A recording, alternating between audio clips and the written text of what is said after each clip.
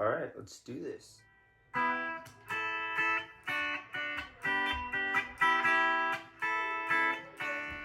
All right, everybody, what's up today? I'm going to talk about things I wish I would have known sooner. You know, being homeschooled and all things I wish I'd known sooner in homeschool, if that makes sense.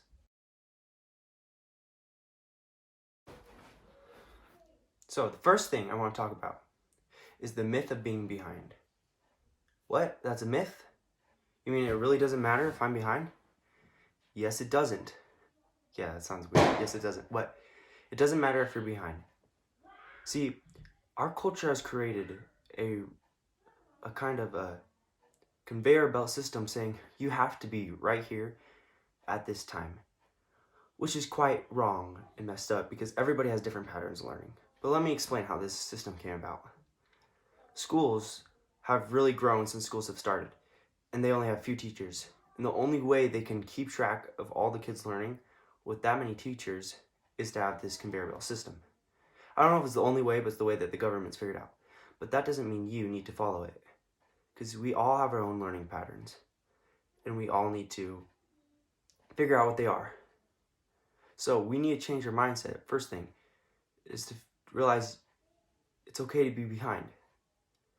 And also, if you're trying to be like, oh, I need to do everything that schools do because I need to be just as smart as the other kids. Well, first of all, first myth is just if you're doing all the things the other kids are doing, you're not just as smart as them or anything like that. And you are smart either way. You're just smart in other things. And that's what I'm going to say is don't do something because you feel like you have to. Look at how it's helping you and how it's going to help you in your life, and then use that in your schoolwork. So that's the first thing I wanted to talk about. Something I wish I would have figured out sooner is that being behind is okay, because you can catch up, and you'll probably catch up and surpass them once it clicks, because it's not a matter of catching up. You are going to catch up. It's just a matter of how you learn what's the best way for you. All right, now I've already talked about kind of this is discover what's best for you. I've already been talking about that, but I'd like to share some things. I talked about how all our learning patterns are different, and that's great. And then you want to know what? They're different, but they're also always changing. And so you need to discover what's best for you. And I like to use my math example. First thing is I used to do what everybody else said was great. But you know everybody's learning patterns different. So we bought these original Saxon math books. And you know what? I did it. I tried them all the time. I tried them for years and years. I don't know how many years I did them. But you know, I just hated math. I just wasn't getting it. And these books are great for some people, but they just weren't working for me. So then I tried a new program, and I really, really suggest this. This is called Learn Math Fast, and it really helped me, and it helped me get through everything. Like, I started on like fractions and stuff like that. In a matter of like 2 semesters, I was up to pre-algebra, and then I did like or geometry, like pre-geometry, and then I was up to pre-algebra, and I was really loving that. But then I got to a point where, you know, my growing patterns changed and I was starting to understand it more, but I needed more help. And so my mom looked around and we found another program, and it's called Mr. D's Math. It's completely online. That's why I didn't have a book. I just have a paper with the logo. It's kind of funny looking, but it was really helpful. And that's just kind of one of the examples. I was able to find one of my growing patterns and my learning patterns and see what's worked best with me. And there's so many aspects of learning. This can apply to really anything learning. This doesn't have to apply to schoolwork or homeschool or whatever you're trying to learn here.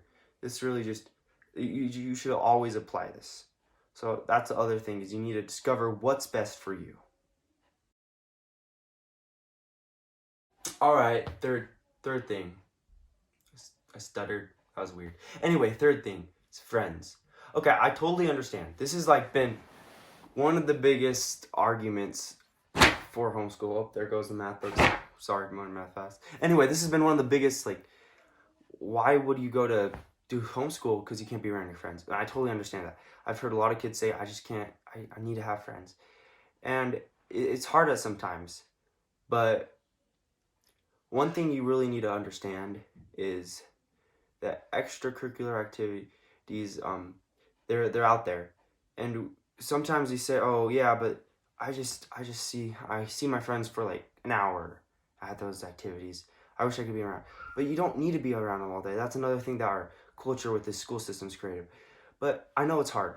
So one thing I did is, as I said, extracurricular activities is I was kind of struggling with that same problem. I don't have any friends, stuff like that. In like 6th grade, I think. Yeah. So we started a lot of activities, and I did clogging, and that was just a normal class, and then I did taekwondo.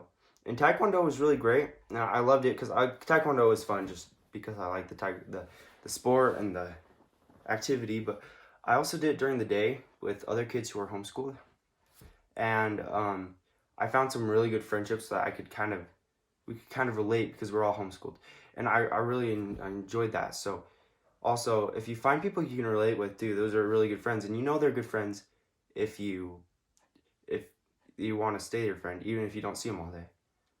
And then the other thing in this subject, I don't know, subject of friends, is just be friendly. If you're welcoming and open, people are gonna want to be your friends, even if you're not even if you're different because you're homeschooled and I know different. I'm homeschooled. I don't like video games. I know it's weird. I eat a lot of vegan stuff at our house, but so it's hard, and I know being homeschooled hard. But if you're friendly, people don't really.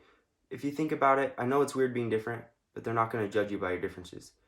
People really like you because you're friendly to them and nice to them, and that's the best way to get your friends. All right, last but not least, just do it. Just do it. It's the Nike theme. The Nikes are pretty cool. Like, they have some sick SBs. Yo, I saw this kid with these high. Okay, not gonna talk about shoes. I could talk about shoes all day though. Anyway, just do it is a great phrase because a lot of times in homeschool we're like, all right, gotta do it, but it's kind of a really big self-discipline thing, and so you just kind of get into it. And another thing, I'm gonna give you an example. I write songs a lot. I play the guitar, kind of play the piano, even though I'm not the best at it. Anyway, the second song I learned was a song I wrote, and I'm really glad I just hopped into it. I didn't say, oh, I need to learn more about music, or oh, I'm not very good at the guitar. No, I hopped right into it. And now, since I did that, I have a lot of songs I can play, and a lot of songs that are really special to me because I learned to, and I just jumped into it, and I learned to play through it even though I wasn't very good at it. And that's a really good thing I enjoy about the guitar. And and also when I learn more, I use it in my songs, and it helps me. And so the more I learn, the more I can use. So that's kind of concept you need to do. But if you're not using it at all, then it's kind of leaves the motivation for you to learn. So that's why the most important thing is to just do it. Here's another example of me not just doing it. I know I'm not perfect either. Anyway, I've never really been good at writing or English or spelling or anything. And so I've always been like, oh, I'm not going to write or anything. I'm not going to write essays. I'm not going to write papers or anything because I'm not good at spelling, and I need to know that first. Anyway, so I went years and years just saying, well, okay, I'll write a little bit, but it's just to help me with my spelling. It's not really to just put out my thoughts. And finally, I think I started this language arts program, and I wrote a couple essays, and I'm starting to like this. I'm still not the best, but I'm gonna do it. And so over the time, now I've just been hopping into it, and I'm still not the best at that English or spelling or anything, but I'm starting to do some great essays, and I'm starting to kind of enjoy it. I don't enjoy the whole English part or anything, but I'm enjoy that I can get my thoughts out and get my ideas. But that's what I wish I would have just did it. That's a little different than just do it, but just did it with the writing. So that's what you need to do, is you just need to hop in and start. I know you might not be the top of the charts, best guy at it, but maybe if you start, you'll improve, and maybe you will be the top of the charts best guy. And if you're not, you're still awesome. I don't even know you, but I bet you're still awesome. And anyway, that was it. There was just a couple of things that I wish I would have known sooner being a homeschooled kid. And I hope you enjoyed this, and I hope it's giving you a little insight. Anyway, see you later. Bye.